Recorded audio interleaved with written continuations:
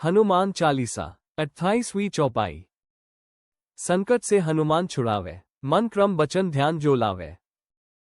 पहली पंक्ति, संकट से हनुमान छुड़ावे। इस पंक्ति में तुलसीदास जी बताते हैं कि जब कोई भक्त किसी भी संकट में फंसता है, चाहे वह संकट शारीरिक हो, मानसिक हो, पारिवारिक हो या जीवन के किसी भी क्षेत्र से जुड़ा हो, तो हनुमान जी उसे उस संकट से उबार लेते हैं। हनुमान जी को संकट मोचन इसलिए कहा गया है क्योंकि वे हर प्रकार की बाधाओं, विपत्तियों और कष्टों का नाश करते हैं। उनके जीवन में ही इतने उदाहरण हैं: सागर पार करना, पर्वत उठाना, लंका को जलाना, लक्ष्मण जी को संजीवनी दिलाना, जो ये सिद्ध करते हैं कि वे असंभव को भी संभव करने की शक्ति रखते हैं। भक्त जब सच्चे मन से हनुमान जी को पुकारता है तो उनकी कृपा से उसका संकट हल्का होता जाता है और समाधान का मार्ग स्वतः खुलने लगता है।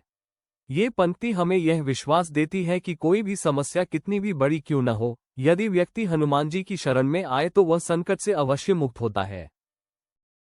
दूसरी पंक्ति, मन क्रम वचन ध्यान जो लावे। इस पंक्ति में कहा गया है कि जो व्यक्ति अपने मन, अपने कर्म और अपनी वाणी, इन तीनों को हनुमान जी के प्रति समर्पित करता है और सच्चे ध्यान से उनका स्मरण करता है, वही वास्तविक रूप से संकटों से मुक्त होता है। मन का अर्थ है भावना और श्रद्धा, क्रम यानी कर्म और आचरण, वचन यानी वाणी और संकल्प। जब ये तीनों शुद्ध होकर भगवान की ओर लगते हैं तो मनुष्य की आध्यात्मिक शक्ति बढ़ती है और उसके जीवन की बाधाएं स्वतः दूर होने लगती हैं।